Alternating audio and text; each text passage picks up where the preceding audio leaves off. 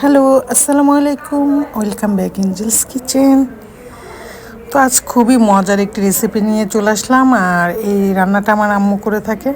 আর আম্মার কাছ থেকে কিন্তু আমি এই রান্নাটা শিখেছি।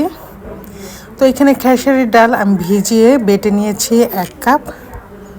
সামান্য একটু হলুদ দিয়ে দিচ্ছি আর একটু লবণ দিয়ে আমি এটাকে এখন একটু নেড়ে চেড়ে নিব। এইভাবে নেড়ে চেড়ে আমি এটাকে চুলোয় বসিয়ে দিব। চুলোয় বসাতে 4-5 মিনিট নাড়াচাড়া করতে করতেই যখন এরকম ঘন হয়ে যাবে তখন কিন্তু খুব বেশি বেশি করে নাড়াচাড়া করতে হবে। খেয়াল রাখতে হবে যেন নিচে লেগে না যায়। আর এটা কিন্তু আমি পাটের শাক দিয়ে রান্না করব।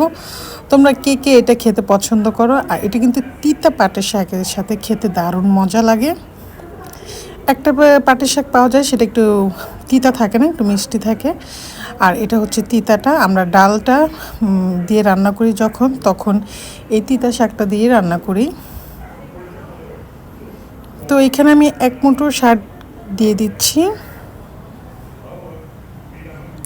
আর এভাবে একটু নেড়ে চেড়ে দিচ্ছি। শাকটা কিন্তু একদম কমে যাবে এখন যেহেতু এটা সেদ্ধ হয়নি, যার কারণে অনেক বেশি মনে হচ্ছে। আর ডালটা অবশ্যই এরকম ঘন রাখতে হবে, পাতলা হলে কিন্তু এটা খেতে একটু ভালো লাগবে না। তো আমি নেড়ে চেড়ে শাকটাকে মিশিয়ে নিচ্ছি। আর খুব বেশি সময় আমি এটাকে চুলায় বসিয়ে রাখবো না। তো এরকম নাড়াচাড়া 3-4 মিনিট করতে করতে আমার শাকটা যখন হয়ে এসেছে তখন আমি এটাকে বাগার দিয়ে দিচ্ছি। বাগার দেওয়ার জন্য আমি এখানে নিয়েছি শুকনো মরিচ, রসুন, পেঁয়াজ। এটাকে আমি লাল করে ভেজে নিব। নেড়ে চেড়ে একদম লাল বেরেস্তার মতো করে নিচ্ছি। এখন এটা আমি ডালের মধ্যে দিয়ে দিব। এই শাকটা রান্না করতে 10 থেকে 15 মিনিট সময় লাগে, খুব বেশি সময় লাগে না। আর এটা কিন্তু গরম গরম ভাতের সাথে খেতে অনেক মজা।